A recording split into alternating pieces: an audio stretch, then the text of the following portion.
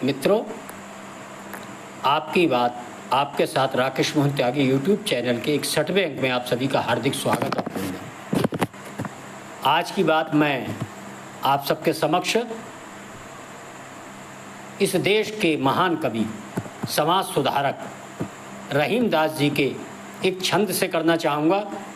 जो रहीम ओछो बड़े तो अति ही इतराए, प्यादे सो फर्जी भयो टेढ़ो टेढ़ो जाए।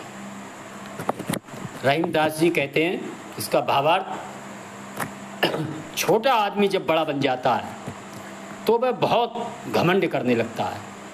जैसे शतरंज के खेल में प्यादा जब वजीर बन जाता है तो वह अपनी सीधी चाल छोड़कर टेढ़ी चाल चलने लगता है।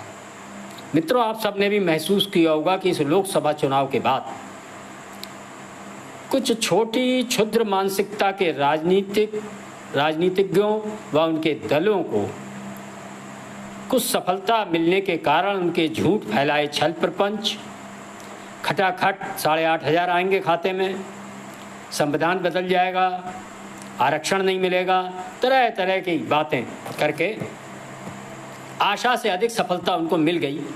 उस कारण उनका घमंड इतना बढ़ गया कि उनको पता ही नहीं लग रहा कि वो कब अपने राजनीतिक विरोधी सत्तारूढ़ दल का विरोध करते करते वह राष्ट्र का विरोध करने लगे, सनातन का विरोध करने लगे, गरीब दलित शोषित समाज की बच्चियों महिलाओं का विरोध करने पूरी तरह सीधे सीधे उतर आए और ऐसे तत्वों का समर्थन करने लगे जो इस राष्ट्र के विरोध कार्यों में लिप्त हैं, जो सनातन के विरोध के कार्यों में लिप्त हैं, जो गांव गरीब किसान दलित शोषित परिवार की महिलाओं बच्चियों के साथ दुर्व्यवहार दुराचार करने में संलिप्त पाए जाते हैं। और ये देश की जनता देख रही है कि कैसे क्षुद्र मानसिकता के ये राजनीतिक, चाहे वो समाजवादी पार्टी के नेताओं, चाहे इंडी गठबंधन के राहुल गांधी, कांग्रेस पार्टी के सलमान खुर्शीद जी हों, चाहे किसानों के नाम पर धीरे धीरे अपना कायाकल्प आप सब देख रहे होंगे, कैसे दाढ़ी बढ़ा ली और कैसे सिर पर पगड़ी बांधकर अपना संबंध कनाडा से दिखाने वाले ऐसे किसान नेता के रूप में राकेश टिकैत हों, चाहे इस देश की बहुत वरिष्ठ पुरानी नेता, लोकतांत्रिक आधार पर लगातार पश्चिम बंगाल में चुनी जाने वाली, केंद्र के महत्वपूर्ण पदों पर रहने वाली सुश्री ममता बनर्जी हो, कैसे इस देश के खिलाफ विश्वभ्रमण कर रही हैं, ये हम सब ने देखा। इस देश का अहित करने का सोच रही हैं और सीधी सीधी धमकी दे रही हैं और अपने जिहादी विचारधारा के समर्थक मतदाताओं को, जो अन्य प्रदेशों में रहते हैं, उनको भी भड़काने का काम कर रही हैं और सीधे सीधे बांग्लादेश जैसी स्थिति इस देश में भी पैदा करने का आह्वान सी देती हुई प्रतीत होती है। ये बहुत खतरनाक संकेत है। मित्रों, बात यहाँ तक होती तो ठीक है, इनके ऐसे दलों के, चाहे समाजवादी पार्टी हो, बहुजन समाज पार्टी, इनके शासन काल में भर्ती किए गए जातिवाद आधार पर, धन बल पर, जनबल पर और कुछ जगहों तो ऐसे अपराधी तत्व भी सरकारी मशीनरी में इनके समय अपनी स्थिति मजबूत कर बैठे हैं और उन लोगों ने भी इस लोकसभा चुनाव के बाद भ्रष्टाचार करने का जैसे एक बीड़ा सा उठा लिया और सत्तारूढ़ दल की सरकारों को बदनाम करने का। ऐसे 2-4 घटनाएं मैं आपके समक्ष लाऊंगा और ध्यान में आपके आवे।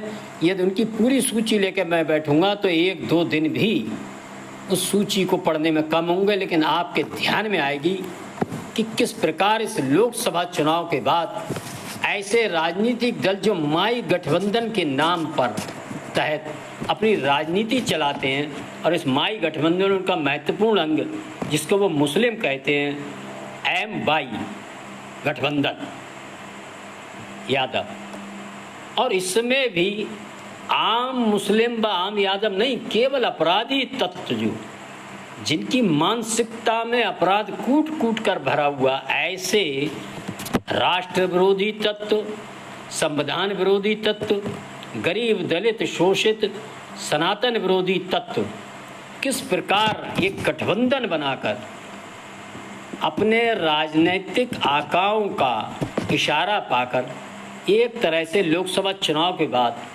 खास तौर से महिलाओं, बच्चियों, और वो भी एससी वर्ग और अति पिछड़ा वर्ग की महिलाओं, बच्चियों के साथ उनका शोषण करने उतर पड़े। और इसी क्रम में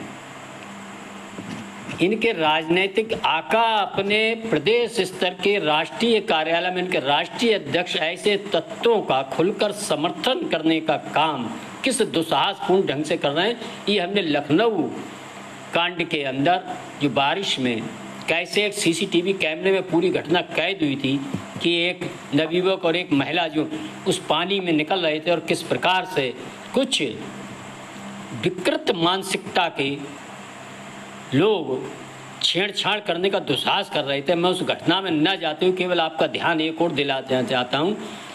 हमारे इस देश के पूर्व मुख्यमंत्री ने किस प्रकार एक अपने सजातीय अपराधी का दुस्साहसपूर्ण ढंग से अपने कार्यालय में मीडिया के सामने पेश कर उसका बचाव करने की चेष्टा की थी। ये हम सब ने देखा है। ये हम सब ने देखा है कैसे फैजाबाद के बदरसा में उनके पार्टी के प्रमुख नेता ने वहाँ के सांसद वर्तमान और समाजवादी पार्टी के राष्ट्रीय स्तर के नेताओं की शह पाकर एक अति पिछड़ी वर्ग की बच्ची के साथ गैंगरेप किया और उसका समर्थन करने का काम समाजवादी पार्टी व इंडी गठबंधन की राहुल से लेकर प्रियंका ने भी करने का काम किया और उससे शह पाकर उसी जगह बीकापुर में एक गांव में 5 वर्षीय एससी वर्ग की दलित बच्ची के साथ सलमान नाम के 42 वर्षीय व्यक्ति ने दुराचार की घटना को अंजाम दिया। मोहल्ले पड़ोस वालों ने घेरा लेकिन वो वहां से भाग गया और स्थानीय प्रशासन पुलिस ने उसको गोली मारकर उसको गिरफ्तार किया। ये सारी घटनाएं धीरे धीरे हम देखेंगे। अपने बरेली में भी कक्षा 8वीं की छात्र के साथ दुष्कर्म करने में 14 वर्षीय बच्ची के साथ राजा शेख उर्फ रजा गिरफ्तार, उनके सहयोगी के रूप में एम-बाई गठबंधन बनाकर किस प्रकार अपराध किए जा रहे हैं। मोनू यादव कृष्णवीर साथ रहे थे, उनकी भी गिरफ्तारी हुई है, जेल भेजे गए। उनके खिलाफ कठोर से कठोर प्रशासन कार्रवाई कर रहा है, प्रशासन अपना काम कर रहा है। किस प्रकार मित्रों सिपाही भर्ती परीक्षा को बदनाम करने का काम ऐसे ही तत्व और इनके समय में भर्ती सरकार का अंग बने लोग कर रहे थे। ये सब हम सब देख रहे हैं। इस बार सिपाही भर्ती में सख्ती के साथ शासन प्रशासन ने जो पुलिस भर्ती की परीक्षा कराई है उसमें 32% इसी प्रकार ऐसे लोगों की शह पाए लोगों ने परीक्षा देने से इनकार कर दिया। उनको पता था कि इस सख्ती में कुछ होने वाला नहीं है। और उसमें भी मेन दया शंकर यादव गिरफ्तार हुए जो 10 लाख रुपए लेकर लोगों को बहका कर ऐसे लोगों से 2 लाख रुपए एडवांस लेकर काम करते थे। ऐसे अन्य लोग भी गिरफ्तार हुए हैं और देखने में आ रहा है कि इनमें भी उनका माई गठबंधन एम-बाई पूरी तरह हर अपराध तत्व में कंधे से कंधा भिड़ाकर लगा है और उसका निशाना भाई राष्ट्र विरोधी, सनातन विरोधी, गरीब दलित शोषित का विरोध करने का काम करना उनका मुख्य एजेंडा है। ये हम सबको समझ में आना चाहिए। मित्रों, लगातार प्रशासन, योगी सरकार ऐसे भ्रष्ट अपराधियों, सरकारी कर्मियों से कोई रियायत न करते हुए आप डेली देख रहे हैं 2-4 लोग भ्रष्टाचार में गिरफ्तार हो रहे हैं। चाहे फरीदपुर में राम सेवक इंस्पेक्टर हो, चाहे भोजीपुरा के टांडा चौकी इंचार्ज संजीव यादव, ये सारे लोग भ्रष्टाचार के आरोप में गिरफ्तार हुए हैं। और ऐसे गिरफ्तार लोगों में जो एम-बाई गठबंधन व अन्य गठबंधन के लोग हों, बहुजन समाज पार्टी के समय भर्ती लोग हों, जो गिरफ्तार हो रहा, मैं ये नहीं कह रहा, लेकिन उसमें 80% से ज़्यादा इन्हीं सरकारों के समय धन बल जातिगत आधार पर भर्ती सरकारी कर्मी ही पाए जा रहे हैं। मित्रों, ये हम सबको समझ में आना चाहिए। इस प्रकार के लोग किस प्रकार इस देश की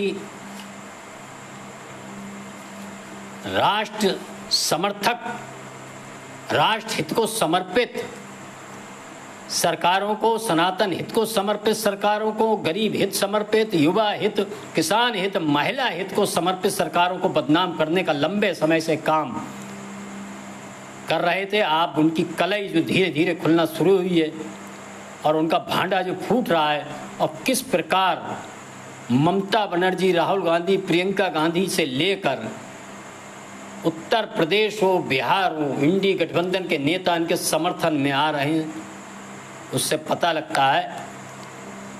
और रहीम दास जी के इस दोहे के माध्यम से एक बार ध्यान आता है कि वास्तव में ओछा व्यक्ति जब कुछ पा जाता है तो वो घमंड में अपनी चाल भी छोड़ देता है और टेढ़ी चाल चलने का काम करता है। ये हम सब देख व महसूस कर रहे होंगे। मित्रों, मैं ये नहीं कह रहा कि एम/बाई गठबंधन में वोट देना गलत बात है। लोकतंत्र में अपने विचारधारा, अपने आधार पर लोग वोट दिया करते हैं। हर राजनीतिक दल अपना एक सामाजिक गठबंधन बनाता है और हर राजनीतिक दल को अपने समर्थकों की मदद करने का अधिकार भी है। और इस एम/बाई गठबंधन में सब लोग अपराधी नहीं है, मात्र 2-4% ही लोग अपराध में ग्रस्त पाए जाते हैं। और ऐसे लोग, ऐसे राजनीतिक दलों का साथ प्राप्त करके, लेकिन इन राजनीतिक दलों में कभी भी साधारण यादव, साधारण मुस्लिम के लिए, मुस्लिमों की महिलाओं के लिए, 3 तलाक से पीड़ित महिलाओं के लिए कभी भी आवाज़ उठाते नहीं देखा है। वक्फ बोर्ड द्वारा गरीब मुसलमानों का घर छीनने, घर से बाहर करने जैसी घटनाओं का कभी भी समर्थन करते नहीं देखा है। ऐसे राजनीतिक दल केवल कुछ बाहुबली, कुछ पैसे वाले, कुछ धन्ना सेठ, अपराधी प्रवृत्ति के लोगों का अपने थोक वोट बैंक के ठेकेदार समझकर उनकी जन विरोधी, संविधान विरोधी, राष्ट्र विरोधी घटनाओं का किस प्रकार समर्थन करते हैं, ये हम सबको देखना और समझना चाहिए। और ऐसे राजनीतिक दलों को चिन्हित कर आने वाले समय में ऐसे राजनीतिक दलों को उचित प्रकार से लोकतांत्रिक ढंग से इनको जवाब देना आना चाहिए। मित्रों, हम सब सचेत रहें, सजग रहें, संगठित रहें। आने वाला समय बहुत खतरनाक है। किस प्रकार इस देश का जो विरोधी